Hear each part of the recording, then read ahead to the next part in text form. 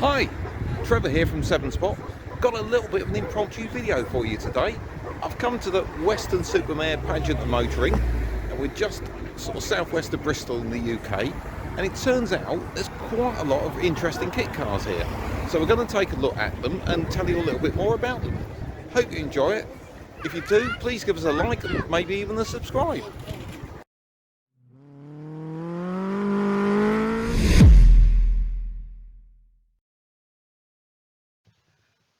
First off, we have one of my favourite kit cars, the JBA Falcon. Styled like a 1930 sports car, the Falcon was launched in 1982 and used the Ford Cortina as its donor car. As the years went by, it was updated to accept the Ford Sierra as a donor, and eventually the original company was sold in 2004. Having been dormant for a few years, it was then taken on by somebody who updated the car to take BMW underpinnings. But unfortunately, since 2012, there's not been much seen of that company, so I don't think there's been many sales. This particular car was built in 1983 and was refurbished during the COVID lockdowns. Most people will walk straight by this car thinking it was a pre-war MGTF, where in fact it's a R&B Gentry kit car given away by the 1970 number plate. Based on the humble Triumph Herald, this was a pretty straightforward body swap. And in fact, the car itself is still in production today, but now uses a bespoke chassis, but still uses Triumph running gear, and it's possibly being updated to take MX-5 components.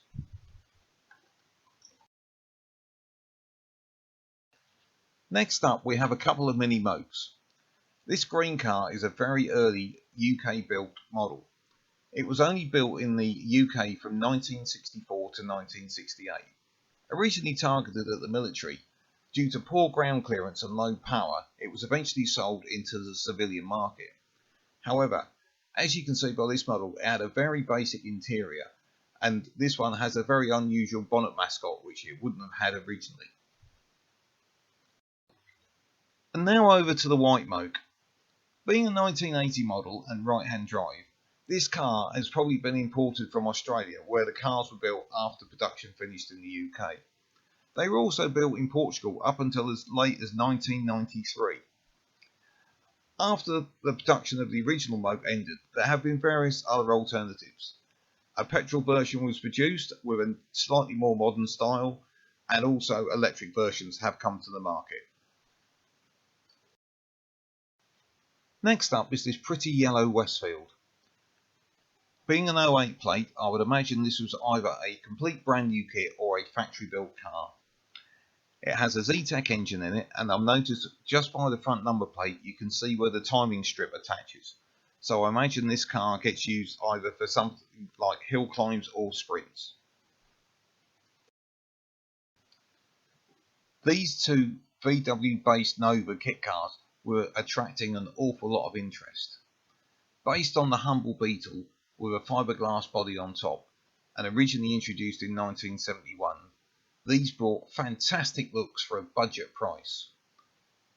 The kit was originally designed by a chap called Richard Oakes, and for anyone into kit cars, you'll know he's somebody that went on to design a large number of kit cars, particularly some of the iconic designs.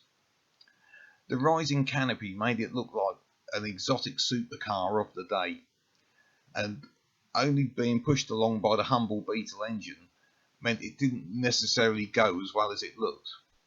However, I have been told by the owners someone has got a V8 engine version, and we're hoping maybe in the near future that 7 Spot can have a chance to have a look at one of these cars.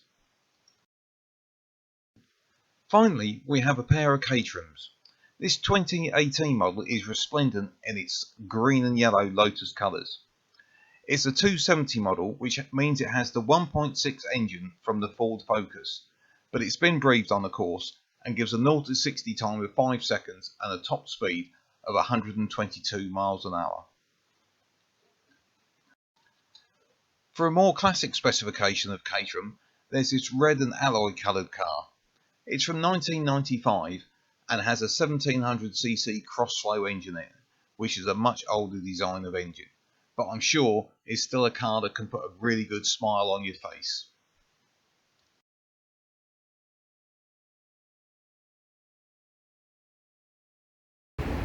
Well, I hope you really enjoyed that, because there were some really interesting cars there. We're going to have some more exciting videos for you coming up on 7 Spot really soon, so please click that subscribe button and you'll get a reminder of when we put them up. In the meantime, drive safe.